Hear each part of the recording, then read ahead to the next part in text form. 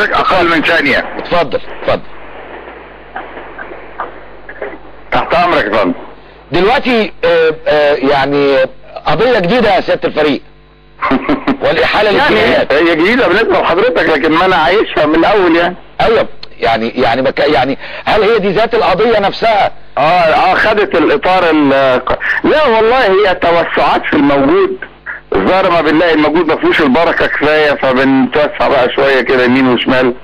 يعني ماشي ما كله مقبول يعني. يعني سيادتك بتقبل هذا ولا بتشوف انه ده شكل من اشكال يعني الاصلاح؟ لا يا راجل ده لعب عيال يا راجل. لعب عيال. انا بس هنصح يعني اللي له باع في الموضوع ايا كان هو مين بصرف نظر ما نعرفش الطرق اللي جايه منين بقى.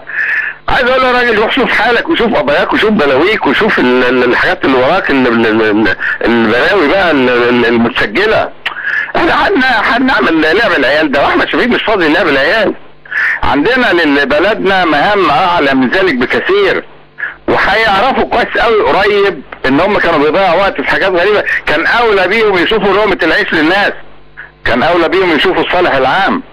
كان اولى بيهم بدل ما يشغلوا نفسهم باحمد شفيق واحمد شفيق اما يقفوا على شعر راسهم. احمد شفيق مش هيتلمس بشعره لان مفيش غلطه عند احمد شفيق.